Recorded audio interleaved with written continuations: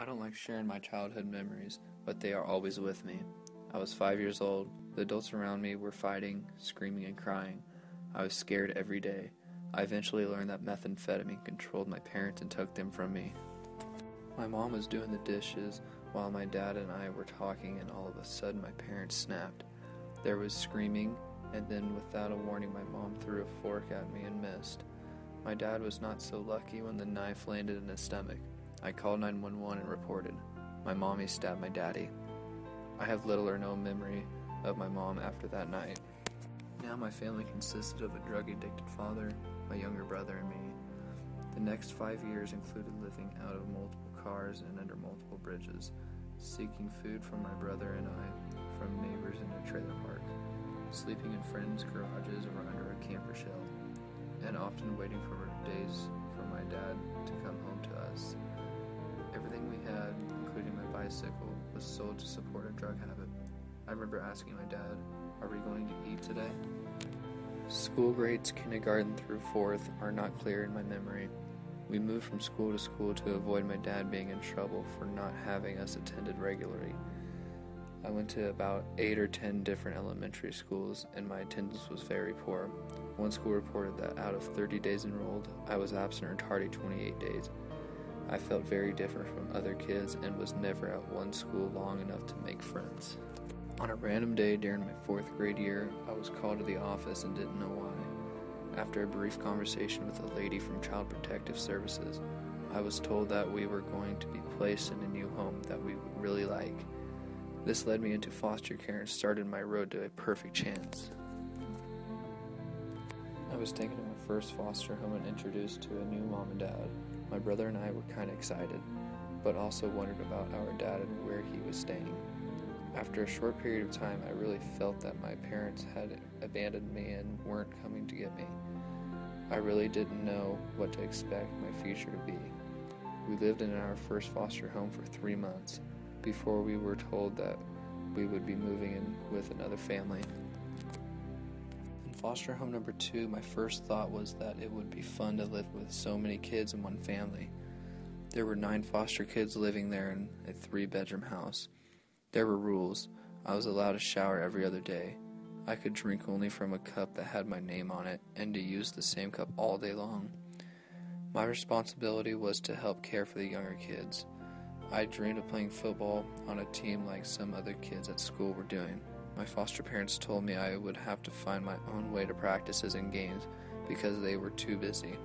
So it never happened. After living in this place, I called help for about 2 months. They decided that my brother and I just didn't fit. My foster mom number 2 put me in the car and took me for a drive to explain that we were moving to a new foster home the next day. I didn't realize it then, but I was getting closer to my perfect chance. I am now at the foster agency's office waiting for foster family number 3. My social worker explained that I was really going to like the next foster home. I didn't expect much to be different, but it was. I could take a shower any time I wanted. I could use any glass in the kitchen and none of them had names on them. I had my own room, and most importantly, I had 2 parents who cared about me for the first time. It felt good. I got brave and asked my new foster dad if I could someday play football. I was so surprised when he took me to practice that night and I started playing youth football for Corning.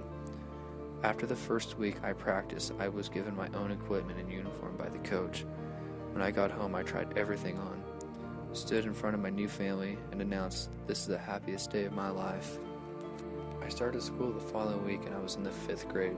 I was way behind and pretended to know my multiplication tables, but didn't fool my teacher. My new mom made up flashcards with multiplication tables on them, and I eventually learned them. It wasn't long until I had friends.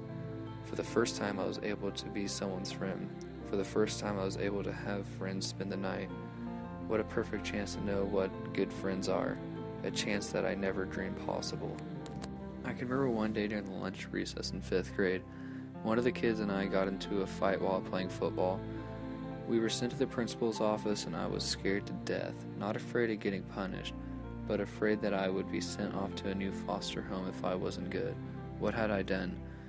Things were so good and now I might as well start packing again. Oh well, I was kinda used to that. When my new foster mom showed up to talk with me and the principal, I was crying so much because I didn't want to move again. I saw my foster mom come into the office. She came over and gave me a hug and asked if I was okay. She then asked the principal what I had done. The principal explained what happened and then explained that I was being suspended for school for fighting. I knew it was over for me, but to my surprise, something I didn't expect happened. My new foster mom looked at me, told me to take my punishment like a man, and took me home. She took me home, not back to the foster agency. My new foster parents told me what I had done wrong, made me stay home and do schoolwork during the suspension, and kept liking me. The perfect chance to know someone cared even when I caused problems. I continued with youth football for 3 more years. My new foster dad helped coach my team, and my foster parents went to all my games. I met a coach who cared enough to give me a chance to be a big part of the team. I had teammates who gave me a chance to be a part of their team. I grew to love the sport of football for all those reasons. A perfect chance to gain confidence in myself and a perfect chance to help a team of friends take championship. I never forget the amazing experience those years of youth football were for me. I graduated from the 8th grade, which is a great accomplishment for everyone. For me, I had also accomplished being at the same school for 4 years straight, having some wonderful friends, and being a part of something, and mostly being a part of family who cared about me through all my good and bad times. What a perfect chance to start a high school on track to succeed. My high school years have gifted me with memories that will also be with me. I have accomplished goals, made new friends, and continued old friendships. I am committed to being the first member of my biological family to not only graduate from high school but obtain my college degree. I have already enrolled in college and look forward to my next round of challenges. I believe that I have a perfect chance to look beyond my previous struggles and losses and accomplish my goals for life. This I believe in a perfect chance.